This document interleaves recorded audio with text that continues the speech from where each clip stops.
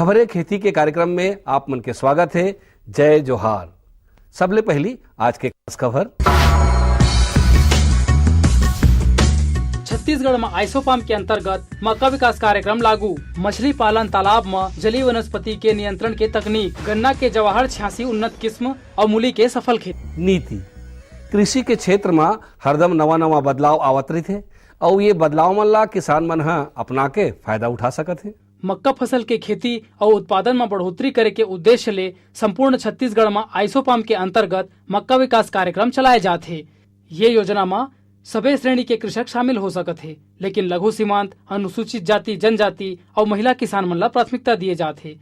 ये योजना के अंतर्गत किसान मन ला प्रमाणित बीज, जैविक नियंत्रण, निंदानाशक दवा और कीटनाशक दवा पर 50% के अनुदान दिए जाते हैं।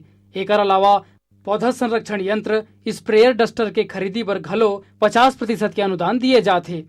बेहतर तकनीक फसल से संबंधित जानकारी ला लेके अगर कहीं फसल के उत्पादन किसान मन करें तो खेती में उमन ला बहुत अच्छा उत्पादन मिल सकत है। मछली पालन वाला तालाब में जलीय वनस्पति होए ले मछली उत्पादन ला नुकसान पहुँचते। काबर के जलीय वनस्पति के कारण सूर्य के प्रकाश और ऑक्सीजन के आपूर्ति में रुकावट पैदा होते। एकर अलावा मछली मन के रहे के जगह ला वनस्पति घेर लेते। ये समस्या के नियंत्रण पर तालाब में समय समय में जाल डाल के वनस्पति ला निकालते रहना चाहिए। एकर अलावा कुछ रसायन के छिड़काव करके घलो वनस्पति के नियंत्रण करे जा सकते है। ये प्रकार से वनस्पति नियंत्रण ले तालाब में मछली उत्पादन में बढ़ोतरी होते। कृषि उपकरण कृषि के मशीनीकरण ले बहुत सुविधा होते किसान भाई मन ला। एकर से समय, श्रम और लागत तीनों के बचत होते। पोटैटो ड्रिलर नाव के उपकरण आलू के खुदाई के काम में बहुत उपयोगी होते। ये उपकरण में 3 प्लेट और 2 डिस्क लगे होते, जेकर माध्यम ले आलू और माटी अलग अलग हो जाते। आलू के उत्पादन करैया किसान भाई मन ये उपकरण के उपयोग बहुतायत मात्रा में करते। पोटैटो ड्रिलर के बाजार मूल्य लगभग 40,000 हवय, जेमा शासन कति ले अनुदान घलो दिए जाते। ये प्रकार ले छोटे किसान मन घलो ये पोटैटो ड्रिलर उपकरण ला ले सकत है। नई किस्में नवा किस्म अपनाए ले, नवा बीज अपनाए ले उत्पादन और गुणवत्ता दोनों में सुधार होते। गन्ना के खेती करिया किसान मन ला एकर उन्नत किस्म के ही उपयोग करना चाहिए। गन्ना के एक उन्नत किस्म की जानकारी हम देवत हन। ये किस्म के नाम है जवाहर 86। ये किस्म के गन्ना ज्यादा मीठा वाला होते। जवाहर 86 किस्म के गन्ना मन एक समान और ज्यादा ऊंचाई के होते।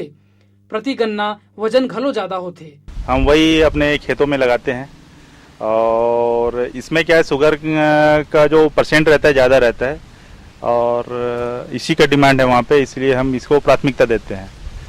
और वैरायटी है जैसे रसगुल्ला है ना, इसमें ज़्यादा रस की मात्रा है, ज़्यादा मोटाई आता है और एमा जल्दी से कोनो बीमारी नहीं हुए। एकर कारण उत्पादन घलो ज्यादा होते।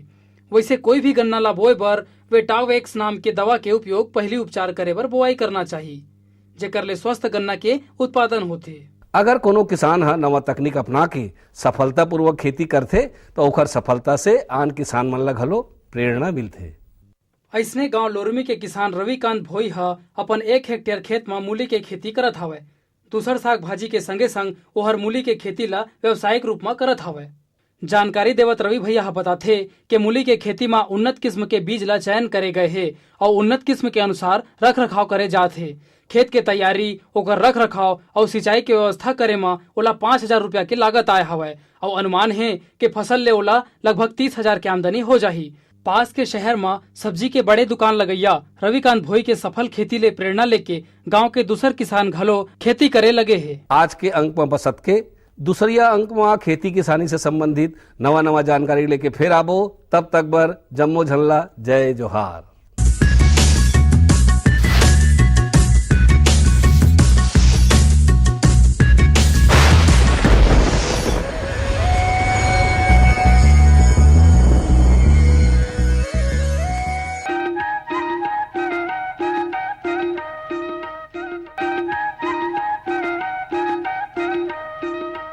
ये लो और बताओ। बस। अरे ये क्या भैया जी, बस इतनी सी रासायनिक खाद? किसानी छोड़ रहे हो क्या? किसानी नहीं, नादानी छोड़ रहे हैं। मिट्टी की जांच कराई है। अब तो लाला जी जितनी जरूरत है उतने ही उर्वरक खेत में डालेंगे। हाँ, किसान भाई आज ही अपने जिले की नजदीकी भूमि परीक्षण प्रयोगशाला में मिट्टी की जांच जरूर करवाएं और मिट्टी में पोषक तत्व, नमी व पौधे के विकास को देखते हुए केवल जरूरत के अनुसार ही पोषक तत्व डालें। और हाँ, मिट्टी में गंधक, जस्ता, बोरोन जैसे सूक्ष्म पोषक तत्वों का पता लगाना भी न भूलें। उर्वरक और जैविक खाद के सही उपयोग से भूमि का उपजाऊपन बनाए रखें, उत्पादकता बढ़ाएं, खर्चा घटाएं और बहुमूल्य विदेशी मुद्रा बचाने में भी सहयोग दें। और हाँ, धीमी गति से नाइट्रोजन उपलब्ध कराने वाले उर्वरकों जैसे नीम लेपित यूरिया को प्राथमिकता दें और यूरिया का पत्तों पर छिड़काव करें। अरे वाह, तू तो सचमुच समझदार हो गया रे। अधिक जानकारी के लिए संपर्क करें जिला कृषि अधिकारी या किसान कॉल सेंटर। क्या करूं? हाँ, मैं ऐसे ही करूंगा। हाँ, अच्छा, मैं जा रहा हूँ। अच्छा, जी जी जी, हाँ, जी जी जी। किससे बात कर रहे थे इतना हंस कर? किसान कॉल सेंटर, विशेषज्ञ से खेती के बारे में सलाह ले रहा था। सुबह भी, रात को भी? किसान कॉल सेंटर सुबह 6 बजे से रात को 10 बजे तक खुलता है। रविवार को भी? हाँ भाई, साल के 365 दिन खुलता है। और इतना फोन का बिल कौन भरेगा? अरे, किसान कॉल सेंटर की सेवा मुफ्त है। पर तुम ये सब क्यों पूछ रही हो? मैं तो कुछ और ही समझी थी। किसान भाई कृषि संबंधित समस्याओं का अपनी भाषा में तुरंत समाधान पाने के लिए पूरे भारत में किसी भी फोन से राष्ट्रीय हेल्पलाइन नंबर 1800-1801-551 पर संपर्क करें। किसानों का दोस्त किसान कॉल सेंटर।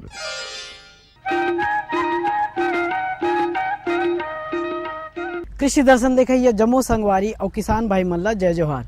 संगवारी और धान की खेती तो आप मन करबे करता, फिर धान की खेती के संगे संग साग भर्जी और फल फूल के खेती ला घलो करके अच्छा आमदनी ला कमा सकथन। संगी हो, आज हमन यही कड़ी में आप मन ला जानकारी देवथन केला के सुघ्घर खेती में। केला हा ऐसे उपयोगी फल हरे संगी हो जेकर मांग हा 12 महीना बाजार में बने रही थे और छत्तीसगढ़ में केला के खेती के रकबा हर घलो तेजी ले बढ़त जाते। संगवारी हो, एकर खेती ला उन्नत ढंग ले करके आप मन बढ़िया आमदनी ला कमा सकते हो। तो संगी हो, केला के खेती ला हमन कैसे सुघ्घर ढंग ले करन जेमे हमला ज्यादा फायदा होए, ज्यादा आमदनी होए और एकर जानकारी लेवन।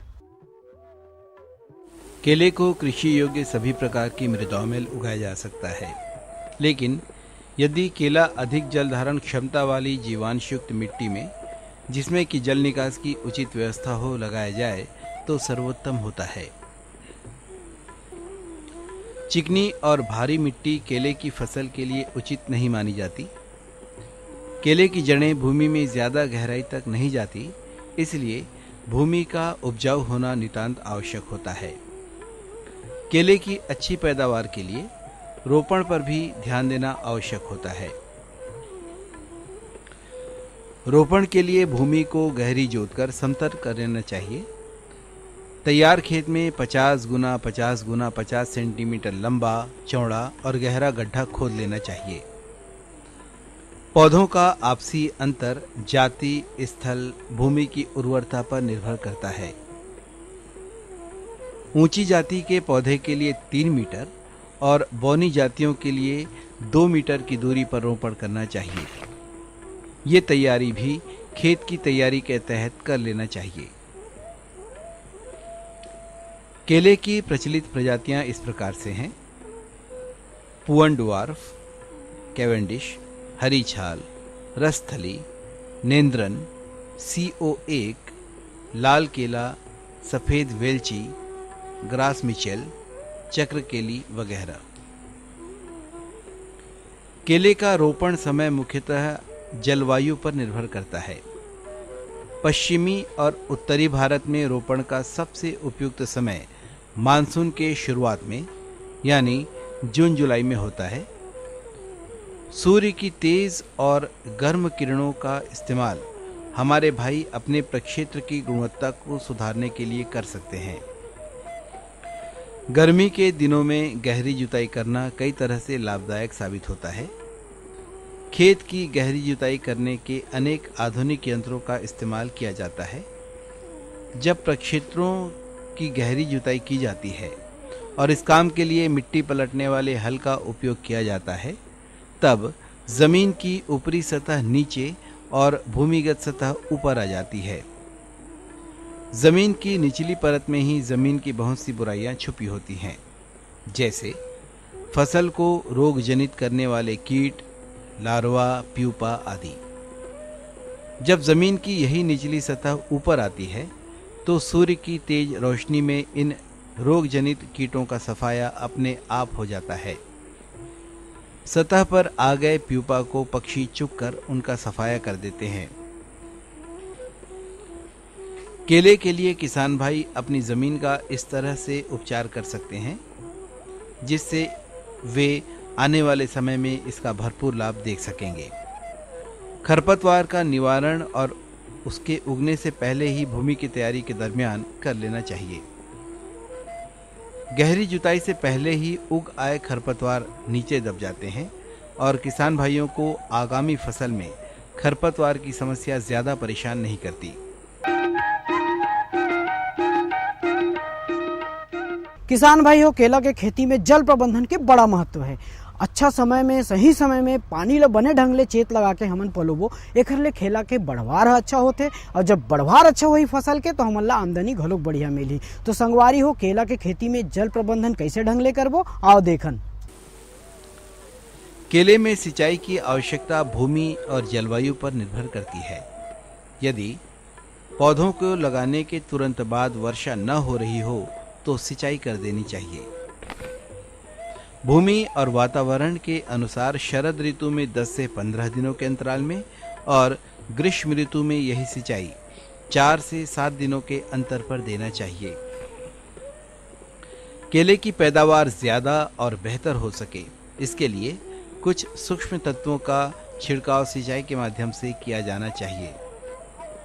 जैसे केले के अधिक फलन के लिए पुष्कल 0.5% का 2 से 3 बार छिड़काव करना चाहिए।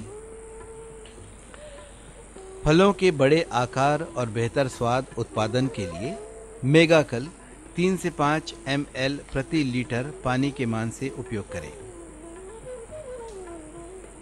पहले छिड़काव के 15 दिनों के बाद दूसरा छिड़काव करना चाहिए।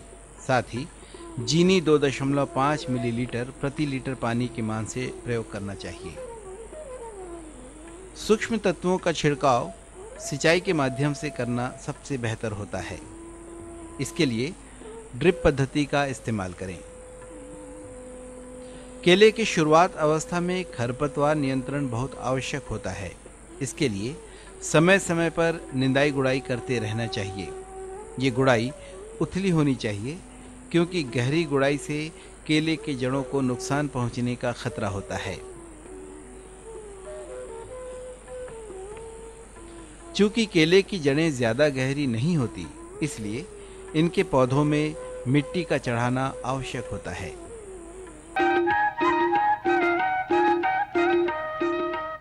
किसान भाइयों, केला के खेती में खाद प्रबंधन के घलो बड़ा महत्व है। फसल के उत्पादन ला बढ़ाना है, ज्यादा आमदनी लेना है तो सही खाद ला सही समय और सही मात्रा में देना अब्बड़ जरूरी होते। खाद पड़े तब खेत, नहीं तो कूड़ा और रेत कहते। तो संगवारी हो, केला के खेती में कौन कौन से खाद ला कब कब कतका मात्रा में और देवो और जानकारी लेवन। केले के पौधों को अच्छी उपज के लिए कृषि वैज्ञानिकों के द्वारा अनुशंसित खाद और उर्वरक इस प्रकार से हैं। गोबर की खाद 20 किलोग्राम, नत्रजन 100 ग्राम, स्फूर 150 ग्राम और पोटाश 150 ग्राम पौधरोपण करते समय गड्ढे में देना चाहिए। या ऐश्वर्या ऑर्गेनिक खाद 2 किलो, पुष्कल 25 ग्राम, बायोफास 100 ग्राम, बायोपोटाश 25 ग्राम और बायोजिंक 5 ग्राम देना चाहिए। केले की फसल को उसमें लगने वाले कीट और रोगों से बचाए रखना चाहिए, जिसके लिए थोड़ी सावधानी की जरूरत होती है। इसकी विस्तृत जानकारी कृषि के जानकारों से ली जा सकती है। आमतौर पर केले में लगने वाले कीट इस प्रकार से होते हैं: तना विविल, माहू या एफिड। और केले की फसल को प्रभावित करने वाले प्रमुख रोग इस प्रकार से हैं: पनामा रोग, बंची टॉप और पर्णचित्ती रोग। इन रोगों और कीटों से अपने केले की फसल को बचाए रखने के लिए विज्ञान सम्मत विधियों का प्रयोग लाभप्रद होता है।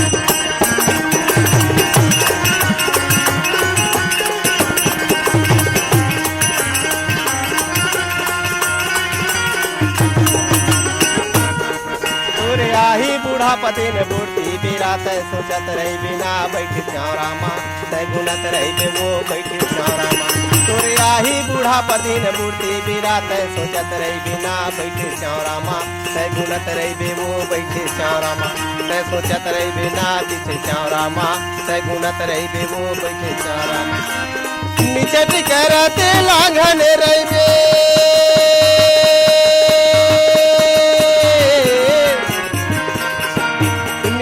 करत लांघन रही बे पर ही दूर कुब बेरा मंगा तोरे आही बूढ़ा पदीन बूढ़ी बेरा तय सोचत रही बिना बैठे श्यामा तय गुनत रही बिना बैठे श्यामा तय गुनत रही बे वो बैठे श्यामा तय सोचत रही बिना बैठे श्यामा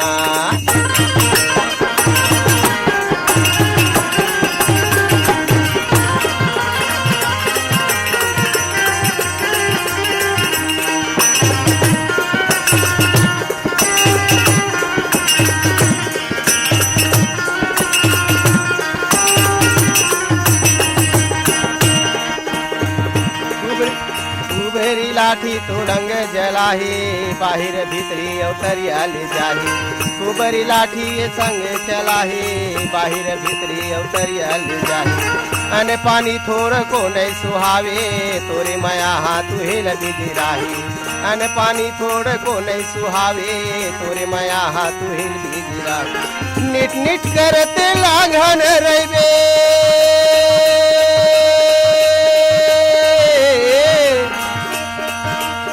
निट निट करत लांघन रही बे जीव जाइए के का तय गुनत रही बे वो बैठे श्यामा तय गुनत रही बिना बैठे श्यामा तय गुनत रही बे वो बैठे श्यामा तय गुनत रही बिना बैठे श्यामा तोरे आही बूढ़ा पदीन बूढ़ी बेरा तय सोचत रही बिना बैठे श्यामा तय गुनत रही बिना बैठे श्यामा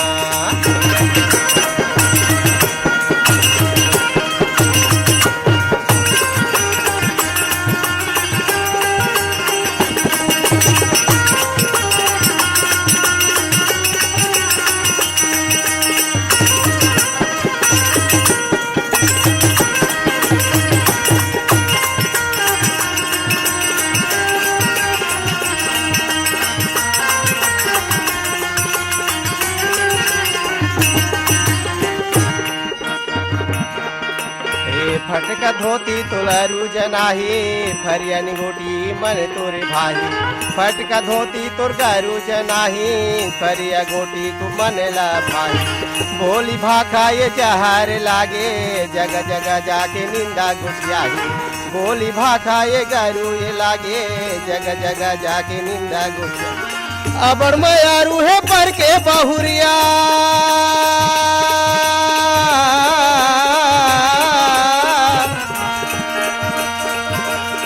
अपर मयारू है पर के बहुरिया खाए पर फूटे करे डोमरी तय सोचत रही बिना बैठे श्यामा तय गुनत रही बिना बैठे श्यामा तय गुनत रही बे वो बैठे श्यामा तय गुनत रही बिना बैठे श्यामा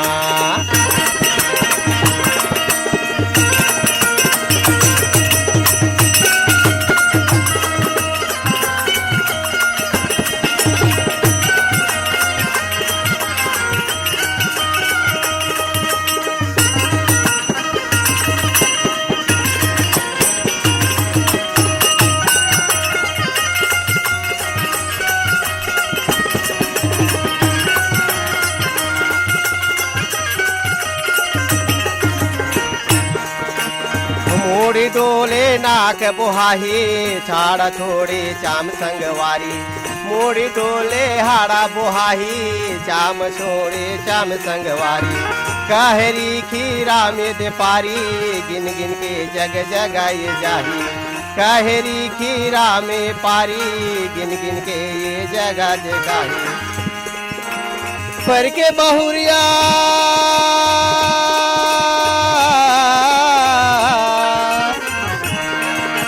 पर के बहुरिया निचट लगैया पर के बहुरिया निचट लगैया घर ये दूछा पर भैया तय सोचत रही बिना बैठे श्यामा तय